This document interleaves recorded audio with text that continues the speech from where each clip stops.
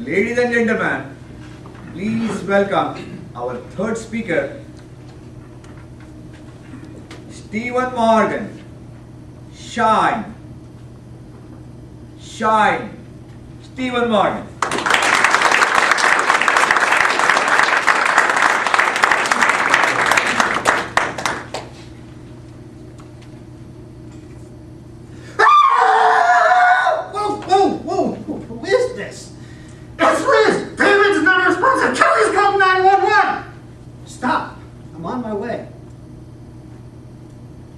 Seat, my 10-year-old son Richard pipes up, "Dad, who was that?" "That's David's roommate Liz. Something's wrong. I'm going over as soon as I drop you off at school." And I drove over dreading what I would find, and arrived to see the ambulance leaving, slow and silent. The brilliant light shining through my darkest night had been extinguished. Alone in the middle of the night, at the age of 33.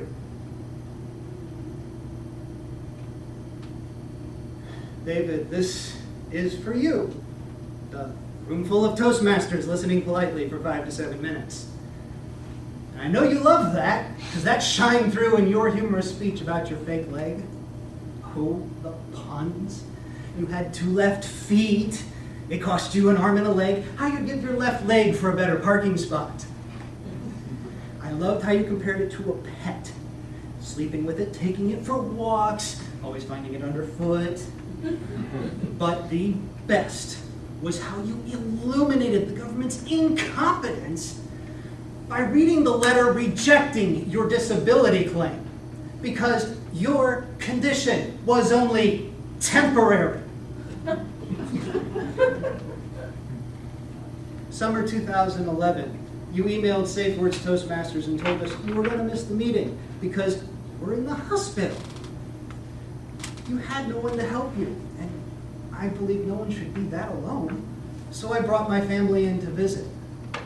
And there we discovered our shared passion for board games, particularly Settlers of Catan, which of course I won. But David, you got a thrill from finding someone who could beat you. And so we would play game after game, day after day, and you would come oh so close and fall short. Months passed before the moment finally arrived. You beat me. And you jumped up, hollering and cheering and gloating. David, you sure knew how to gloat. And it's a good thing we had far more in common, like our similar strange ideas about life and relationships, and our shared passions for comic books, hypnosis, computers. You were so nerdy that when the movie Iron Man 2 came out, you posted online, "I would drive a steamroller through a field of babies to get to that movie." And that reminds me of the day we did the Avengers movie marathon. One packed theater, 6 movies back to back, 14 hours straight. By the end, my butt was numb. And I was jacked up on popcorn and Dr. Pepper. We had a blast. And our kids were so jealous. Our children loved you, David. They loved playing Dungeons and Dragons with you so much that they knew you better by your alternate persona, Shadow Dragon. When they arrived from the summer, all we heard is, "When is Shadow coming? When is Shadow coming?" Till my wife Susan blurted, "Did you come to see Shadow, or did you come to see Mommy?" David, you shined brightest when my life and family came apart at the seams. When you couldn't hold us together, you held us separately. You felt my agony.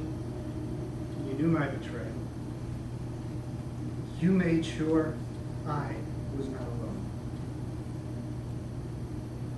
And that's why I was a bit surprised this one statement just seemed to give you a gut check.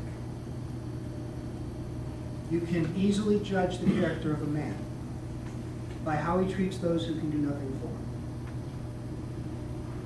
Because by that measure, David, you had more character in your left foot than any 10 people here.